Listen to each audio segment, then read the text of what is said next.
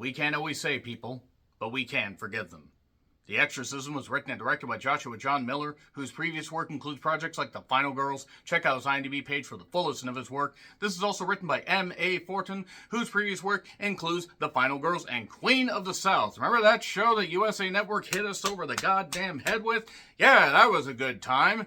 Speaking of good times, you're not going to find one with The Exorcism. Oh, tipping my hand already as to how I felt about The Exorcism. So Joshua John Miller actually might have been the perfect guy to direct a movie called The Exorcism because his father, Jason Miller, Father Karras from The Exorcist, yeah, so they're related. So yeah, there you go. You got some ties in there. So let's do a movie within a movie. Meta commentary about a down-on-his-luck actor struggling with addiction, alcohol, and pills, played by Russell Crowe. So kind of true to life because Russell Crowe has had a lot of personal demons. A terrific actor, but me oh my, down on the bayou, he has been struggling.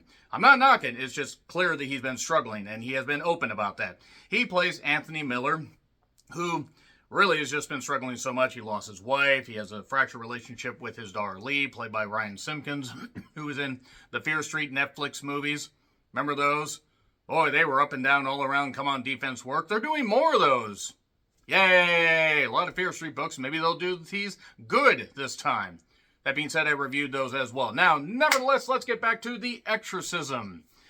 Yeah, so we basically have Anthony taking over the role after the previous actor met an unfortunate end, and we see almost a dollhouse-like set where it's basically just patterning after The Exorcist and so many other devil possession movies. And in this case, though, Anthony, either he's really struggling with addictions and they're manifesting, his form of demonic possession, or he really is demonically possessed. And either way, you're not really going to give a shit, especially after the opening scene. And look, I'm not even going to mix words. This is one of the worst fucking movies I've seen this year. This is lazy. This is pathetic. This is aggressively boring, despite the talented cast. You have Sam Worthington in this. You have Chloe Bailey. You have David Hyde Pierce, Niles himself. You have so many talented people in this. And this is the best they could goddamn do. I mean, after last year's The Pope's Exorcist, that admittedly I was probably a little bit too kind to because I did rewatch it. And my God, it is abysmal. It's funny, but it's also abysmal. And it's not meant to be funny. And this basically, yes, building a relationship, fractured or otherwise, between father and the daughter waiting for the father to possibly crack and a bunch of tension and everything. You can play on that and you can have it be a manifestation of emotions that could seem like demonic possession. You could be smart about it. Unfortunately, nobody involved in this production, Miramax or anybody below them, was able to do a project that amounted to anything more than a collection of people that seemed like they sustained several major head injuries. This movie was absolutely abysmal. The jump scare noises were 1,000% phoned in and just lazy. Some of the scenes were so dark you didn't know what the fuck was going on. It seemed to be edited with garden shears. There were moments when the character motivation changed, like within the same goddamn scene. There was a forced romance, which I don't really care if you want to try to do all these things and you want to try to just hack out a horror movie, but you could still try to make it halfway decent, and they didn't do that. They didn't do that at all, and David Hyde Pierce seemed to be sleepwalking through his role, which I don't blame him. Russell Crowe, bless him, after Land of Bad, I believe, not Land of the Bad, but Land of Bad, which was not very good, and I actually forgot it came out a little bit earlier this year. It seems like it came out forever ago. Russell Crowe is a very good actor, even with the fact that he has been struggling mightily and still performs with his band. The name escapes me right now because The Exorcism pissed me off so goddamn much. He's still touring and he's still doing stuff and he's still getting work, and bravo to him. But Jesus goddamn Christ, no A-list or formerly A-list actor can save this. And yes, there is a bit of meta commentary with the fact that he was such a highly touted actor, Anthony Miller, and he's played by Russell Crowe, who once was a highly touted actor and now is reduced to doing projects like this, even though he is still getting work. So I guess it really isn't all that bad. It just ends up being a movie full of halfway decent ideas, but no proper execution, except perhaps a, hands behind the back public execution, where every good idea was basically, destroyed and buried. And then they said, okay, we're not going to do any of that. We're just going to hack it out with horrible jump scare noises. And every bit of cliche, nonsense, horror nonsense, whatever, rolled into this. And even if you tried for the psychological drama aspect of it, you didn't buy into it. None of this was believable. It was lazy, uninspired, and laborious. It was 90 minutes, and it felt like it went 40 minutes longer than that. This is bad. This is really bad. And it's a pretty rapid descent for Russell Crowe. And yeah, you could say, oh, the pressure of the work is getting to him. The thing is, you don't believe any of it. You don't believe any of it at all. Now, maybe Russell Crowe did go through stuff like this. I would rather see a documentary about it because it would certainly be interesting, more interesting than this. And then they do some body horror effects and some other jump scares.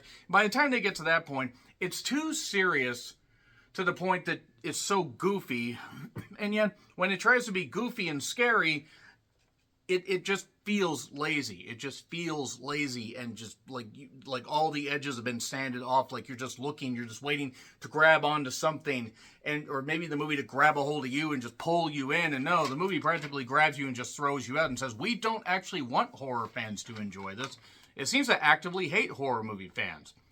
I have watched a lot of horror movies, and I've watched a lot of bad horror movies. I have watched some that look like they were produced for about 200 goddamn bucks and are on Tubi. I have watched recent stuff like The Strangers Chapter 1, which was terrible. I have watched Latency. That was a goddamn lazy bore fest. I have watched a lot of bad horror movies. And this is right up there with being one of the laziest and one of the most boring. I'm sorry, this was pathetic. Now, I hope everybody had a good time on set, but for any of the good ideas that were there, none of them were even fleshed out halfway properly. And the ending was so goddamn silly and, such a cop-out. I was like, okay, yeah, this could be about the father-daughter relationship, and it might have worked if I bought into either of the characters, and I don't. So despite the talent, this is really, really abysmal. So, yeah, let's just get into fucking spoilers here. It's in theaters if you want to check it out. It'll probably be out on streaming soon. Should have gone right to the goddamn burn pile. Spoilers. So, some guy gets killed reciting the lines in a hilarious way. I don't know why the set is possessed by this demon. Maybe it's just to be a meta commentary on the fact that The Omen, The Exorcist, The Conjuring, so many other movies like that had such issues. None of it actually matters because it's both heavy-handed and so goddamn goofy that you can't take any of it seriously, or even you can't laugh at it like the movie wants you to laugh at. You have to laugh at in spite of the fact that the movie is slapping you in the face. This movie slaps every horror fan in the face. Have I mentioned that this movie is terrible? This movie's right up there with The Strangers Chapter 1 because that was lazy. This is even lazy. This might actually be lazier, or at least equal to it. I still gotta decide. Yeah, but Russell Crowe playing a priest, and yeah, he's playing an actor who has a deep, some psychological trauma from being abused as an altar boy, or being abused by the Catholic Church, or being abused possibly by somebody dressed up like a Catholic priest. I mean, you don't see who it is. I thought they were going to imply that David Hyde Pierce, who was the priest and the consultant on the goddamn set, might have actually been the guy abusing him. The problem is there's only a 5-year age difference, and I don't think anybody would believe, either of these guys, playing, the priest figure and the put upon young boy. I mean, so I don't believe that. And even if that was the case, it wouldn't have helped the movie at all. And Ryan Simpkins, who does try, she is struggling. The actress is just struggling with all these goddamn lines. She instantly falls for Chloe Bailey, which, whatever. And that's Halle and Chloe, who apparently are a duo. Halle, by the way, was the one that played Little Mermaid in the live-action version last year. They got too much hate because she happens to be African American. You can just point out that the movie's bad and not have to point out that somebody's race has anything to do with it, because it doesn't. It doesn't mean that they're a good or bad actress. Just want to say. And, yeah, so they have a romance a little bit later on. While all the signs have been pointing that Anthony is goddamn possessed, the addiction stuff basically gets thrown out the goddamn window. He does drink at one point. You thought there might be a crumb of a good idea here, and they just stamp that out, and they don't leave even any crumbs for the other Who's Mouses. Movie within a movie concept is terrible. They basically forget about that for, I would say, half the goddamn movie. And then when they get goofy, he does the body horror thing, bends around like that. This is after, by the way, he was found in the below the stairwell, and then did the jump scare thing where lights went out, he's gone, lights go, and then he's right there. And he's throwing Ryan Simpkins around. The mother died, so he's like, I wanted to get, your father wanted to get rid of you. This is a demon talking. Moloch, I believe. And wanted to get rid of you. He begged your mother to do that and everything, using everything against them. David Hyde Pearson says, take me, so I'll take on your trauma. Maybe I did or didn't abuse you. It doesn't really goddamn matter, but that's just something that was sticking in my craw. And maybe if I wasn't just so fucking goddamn bored by the movie within the first 15 minutes, it might have mattered. Or maybe if the editing wasn't so goddamn shit. Or maybe if the movie didn't make me just wish that the horror movies had never goddamn existed. It's the same way The Strangers Chapter 1 made me feel. Jump scare bullshit. Wasted talents.